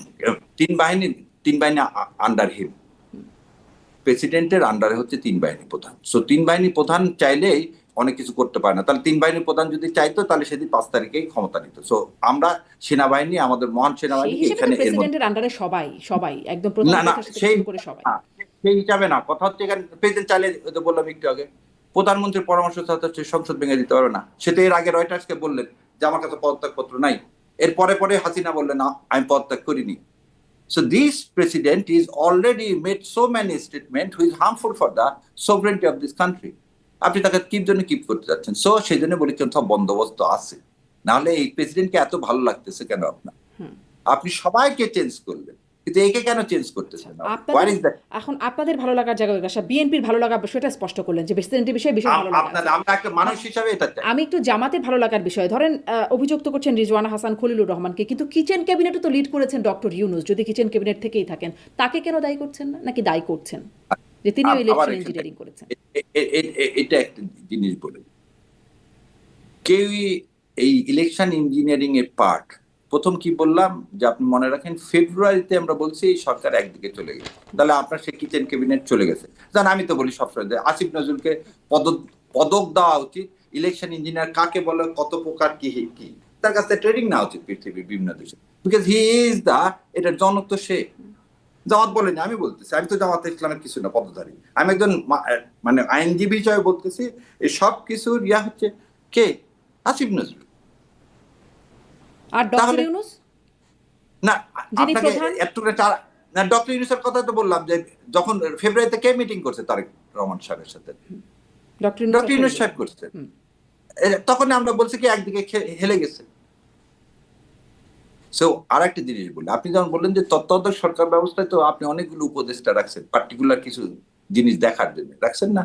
খলিল সাহেবকে কেন রাখা হয়েছে? খলিল সাহেব কেন ছিল? খলিল সাহেব কেন, আমি বললাম ভোটের আগে হঠাৎ ইন্ডিয়া দৌড় দিলেন। খলিল সাহেব হঠাৎ করে কিভাবে বাংলাদেশের পররাষ্ট্রমন্ত্রী হলেন?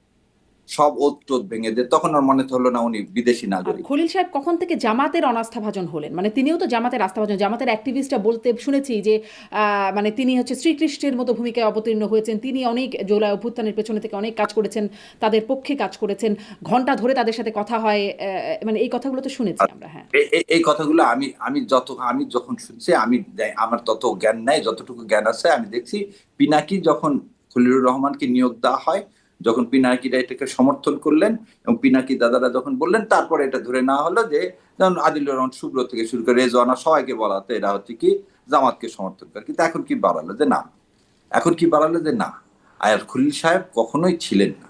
খলিল সাহেব একটা জিনিস বলে দিই, খলিল সাহেব কার পারপাস সার্ভ করবে? আমার প্রশ্নটা হচ্ছে এখানে খলিল সাহেব হোক আর ডক্টর ইউনূস হোক, ইলেকশন যে ইঞ্জিনিয়ারিংটা করে আপনারা তাদেরকে আপনাদের লোক ভেবে ভুল করেছিলেন। আমাদের লোক ভেবে, ওই যে আমাদের দেড় ঘন্টা ধরে কথা হতো আর কি, নানান রকম সব না, বিষয়। এটা তো সবার সাথে না। আপনি 3 দলের লোককে নিয়ে আমেরিকা যাননি? শোনেন, মির্জাফর তো আপনার দলের মধ্যে, কারোর সাথে তো ঘন্টা দেড় ঘন্টা ধরে কথা হতো না অন্য কোনো দলের কেন? সাথে। কে বলছে কার সাথে কাও কথা হয় না? আপনি আমার চোখের সামনে ইলেকশন কমিশনে যেদিন আমি আপিল করি, সেদিন আমরা আপিল করতেছি এদিকে, আর মহাসচিব এসে চিফ ইলেকশন কমিশনের সাথে 45 মিনিট কথা বলে গেলেন। এই যে এই ইলেকশনের আপিলের দিন, I am the I witness. আপনি বলতে কথা বলেনি মানে ইউনূস সাহেবের সাথে নির্বাচন কমিশনের আপনারাও দফায় দফায় দফায় দফায় এনসিপি, আপনারা বিএনপি সব দলই আছে। আমরা আমাদের সাথে এইভাবে কথা হয়নি। যখন এই যে কথাটা হচ্ছিল, কখন যখন দ্বৈত নাগরিকত্ব নিয়ে ওনারা বসে থাকবে, তারপরে এই যখন মহাসচিবের সাথে কথা হলো, তারপরে তো তারা ডিসিশন দিলেন।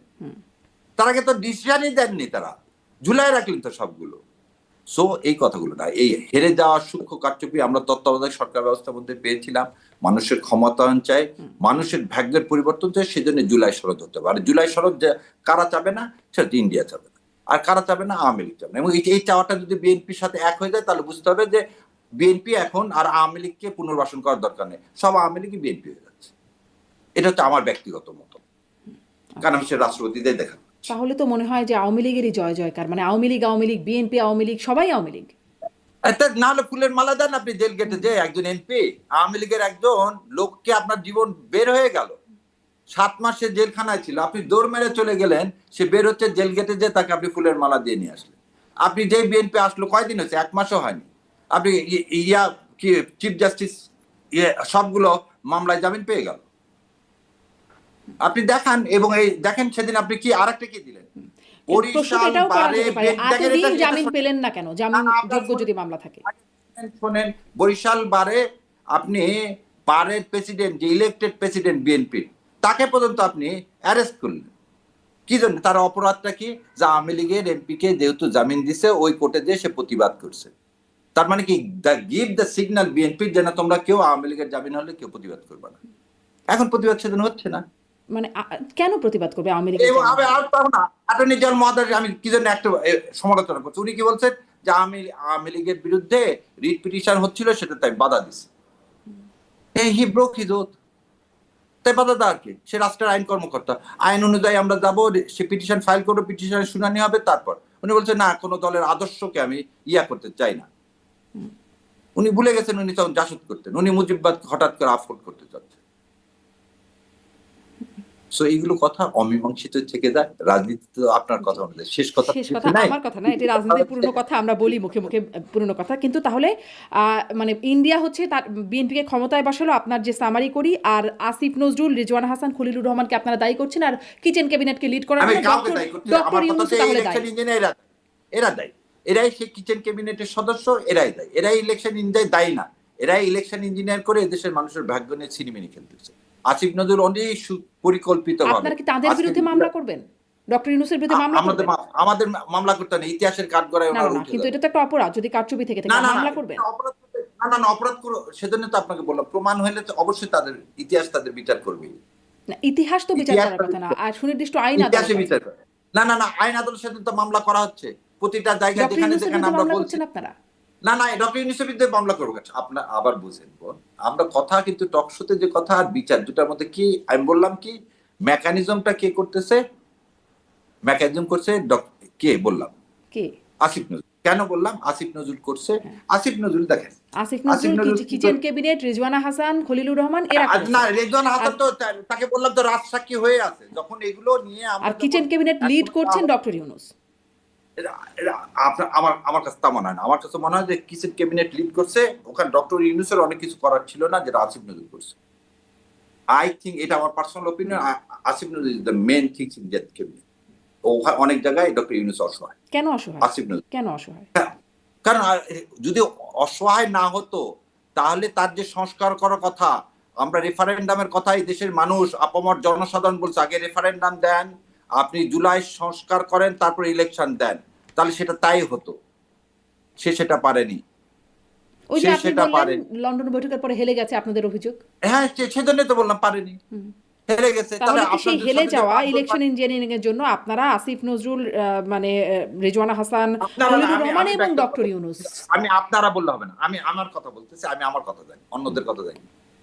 আচ্ছা, মানে আপনিও আইনজীবী, মামলা আপনারাও, মানে আপনি করছেন সেই হিসাবে বলতেছেন।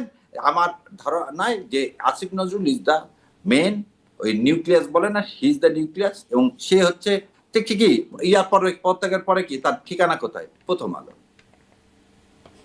তার ঠিকানা কোথায়? দেখেন, তার বন্ধু আনিসুল হককে নিয়েছে, প্রথম আলোয় দেয়, আবার সে ঘাটি ঘাটছে। এর থেকে আর কি? এবং সবচেয়ে বড় ভুল এনসিপি করছে। এবং এই যে বললেন না বিচার, এনসিপির এই বোধোদয়টা হওয়া উচিত, তারা আসিফ নজরুলকে বিশ্বাস করে এই জাতির ভাগ্য আকাশে দুর্যোগের ঘন ঘটা টেনে এসেছে, এবং এই ভুলের মাসুল আমরা সারা জীবন দিই। ডক্টর ইউনূস ঠিক ছিল, তাহলে ডক্টর ইউনূসকে অবশ্য বিশ্বাস করা ঠিক ছিল, এই কথাও যদি বলি না, ওটাও ঠিক ছিল। কারণ এই রাষ্ট্র কাঠামোয় সেদিন শহীদ মিনারে যাওয়া উচিত ছিল, এবং আমাদের একটা জাতীয় সরকার করা উচিত ছিল, এটা আমার ব্যক্তিগত। এবং এই ভুলের মাসুল দিচ্ছে। এবং আসিফ নজরুল থেকে মানে উপদেষ্টাদের সবাইকেই আর কি, মানে কিচেন ক্যাবিনেটে যারা ছিল তাদেরকে বিশ্বাস করা ভুল ছিল। কিন্তু আপনারা আবার তাদেরই একজনের কাছে, যিনি পররাষ্ট্রমন্ত্রী হলেন খলিলুর রহমান, তার কাছেই জামাতের আমির একটা আবেদন করছেন, লিখিত চিঠি দিয়েছেন, মানে তার পক্ষ থেকে। না, এটা বলে দিই, এটা করেননি। আবার এটা আমি যেহেতু I am involve with this, that's I know it. এটা 2 সপ্তাহ আগেকার ঘটনা, হঠাৎ করে এটা আজকে আসলো কেন জানি না। এটা 2 সপ্তাহ আগের ঘটনা। সেটা হচ্ছে ওনাকে না জানিয়ে উনি একটা ইমেল করছে, কে? মাহমুদুল হাসান। এবং যখনই এটা করছে, যখনই এটা আমাদের কানে আসছে, সঙ্গে সঙ্গে আমিরে জামাত কি করছেন, ফোন করছেন পররাষ্ট্রমন্ত্রীকে, করে বলছে this is not my instruction. এবং ওই দিনই তাকে ওখান থেকে কি করা হয়েছে, তার উপদেষ্টা পদ থেকে তাকে সরিয়ে দেওয়া হয়েছে। তাহলে দিয়ে ওই গণমাধ্যমে কি দিনই এই অংশটুকু ভুল আসছে? আমি যেটা গণমাধ্যম থেকে বুঝতে পারলাম, আমি একটু বলি, তাহলে জি, আপনি জি। আমাকে স্পষ্ট করেন যে আমিরে জামাতের পক্ষ থেকেই এই চিঠিটি গেছে, কিন্তু সেখানে মানে আমিরে জামাতের সম্মতির বাইরে মন্ত্রীর পদমর্যাদা যে চাওয়ার বিষয়টা, সেটি আমিরে জামাতের সম্মতির বাইরে ছিল, কিন্তু তাকে পররাষ্ট্র মন্ত্রণালয়ের পদায়নের, সেই মাহমুদুল হাসানকে পররাষ্ট্র মন্ত্রণালয়ের পদায়নের যে মানে চিঠিটি, সেটি আমিরে না, জামাতের সম্মতি। আমি আপনাকে বলে দিই, তাকে চিঠি দেওয়ার কথা না। আমি যতখানি জানি বা অ্যাজ আই উইটনেস আমি যেটা জানি সেটা বলে দিচ্ছি। কথা হয়েছিল যে সে তো কোনো এমপি না, সংসদীয় পররাষ্ট্র কমিটি থাকে না, প্রতিটা কমিটি থাকে, সংসদের তো কমিটি থাকে, সংসদীয় কমিটি থাকে বিভিন্ন মন্ত্রণালয়। তো এরকম মন্ত্রণালয়ে তাকে অন্তর্ভুক্তি করা যায় কিনা এরকম একটা আলোচনা হয়েছে, কোনো চিঠি দেওয়ার কথা হয়নি। এই চিঠিটা উনি নিজে দিয়েছেন এবং সেটার জন্য তাকে কারণ দর্শানোর নোটিশ করা হয়েছে, সেটা রিপ্লাই দেয়নি, সেজন্য তাকে ওখান থেকে বাদ দেওয়া হয়েছে উইদিন 24 আওয়ার্স, করে আরমানকে নিয়োগ দেওয়া হয়েছে। খালি তা না, সমস্ত দূতাবাসে চিঠি দিয়ে জানিয়ে দেওয়া হয়েছে যে মাহমুদুল হাসান সাহেবের সাথে বাংলাদেশ জামাতে ইসলামের যে তো এই সম্পর্কটা মাহমুদুল ছিল, হাসান এই কাজটা কেন করলেন? এখন সেটা মাহমুদুল হাসান বলতে পারবেন। মানে এখন কি জামাতের মধ্যেও লোভ সংবরণ করার জায়গাটা নিয়ন্ত্রণ হতে পারছে না, মানে নেতাদের মধ্যে? না, এই কথাটা এরকম না বলে যদি এরকম বলি যে জামাতকে অ্যাসাসিনেট করতে পারলে তো অনেকেরই লাভ। যেমন করে ওই যে একটু প্রথম থেকে শুরু করছিলাম না, যে এই মানবাধিকার এই আইনের আন্ডারে যাদের বিচার হচ্ছে, ওই আদালতকে যদি অ্যাসাসিন করা যায় ভালো। কারণ এখন তো আপনি নেক্সট তাহলে ক্ষমতা মাহমুদুল আসলে কি হাসানও কি জামাতে গুপ্ত আর কি, আওয়ামী লীগের? হতে পারে, আই ডোন্ট নো, এটা মাহমুদ হাসান বলতে পারে। কিন্তু তার এই কাজটা করা অবশ্যই অনৈতিক এবং এর জন্য অবশ্যই তার কি হওয়া উচিত, সেটার যে একটা শাস্তি হওয়া উচিত সেটা দেওয়া হয়েছে, তাকে বের করে দেওয়া হয়েছে।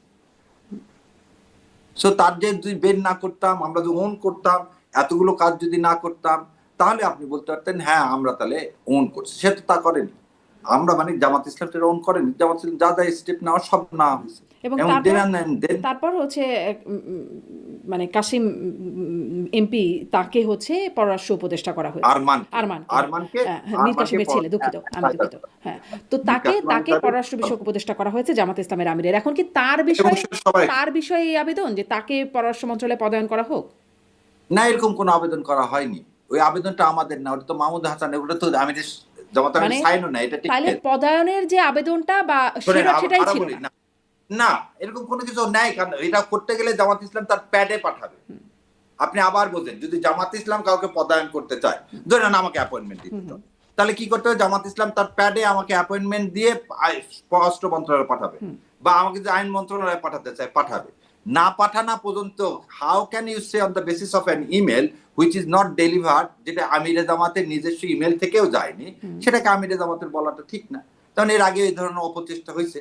সো এগুলো চেষ্টা চলতেই থাকবে। আপনি বৃহৎ দলের পিছনে যখন সবাই মিলে লাগবেন, কারণ জুলাই সনদ তো ধারণ করতেছে একমাত্র জামাত ইসলাম, আর তো কেউ না।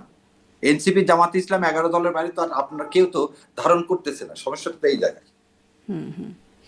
এই যে আমি দেখছিলাম আসলে জামাত ইসলামের আমির শফিকুর রহমানের একান্ত সচিব মোহাম্মদ নজরুল ইসলাম গতকাল রাতে প্রথম আলোকে বলেন, চিঠির বিষয়ে মাহমুদুল হাসান জামায়াতে ইসলামের আমিরকে অবহিত করেছিলেন। আমির সেখানে মৌখিক সম্মতিও দিয়েছিলেন, তবে মন্ত্রীর পদমর্যাদার অংশটুকুতে জামায়াতের আমিরের সম্মতি ছিল না। এই আর কি, এটা আমি এটা বললাম যে আর আমার সামনে আমির জামাতের যা সরাসরি কথা হয়েছে সেটা আমি আপনাকে বলবো। আচ্ছা, একটু because this happened before I fly to the উমরা। আমি আপনার মধ্যে বলি আমি আমির জামাতের সাথে উমরাতে গিয়েছি। This incident happened before that. So ওই যখন ইনসিডেন্টটা হয় I was there and we discussed it, এবং আমি আমির জামাতের কাছ থেকে যেটা আমি জানাই আমি আপনাদের বলে দিলাম তার সাথে এরকম কথা হয়েছে। কোথায়? পররাষ্ট্র ওই কমিটিতে। নজরুল ভাই যেটা কোর্ট করে প্রথম আলো বলছে, আমার ধারণা নজরুল ভাই এরকম কোনো কথা বলার কথা না। জি, অনেক ধন্যবাদ ব্যারিস্টার শাহরিয়ার কবির।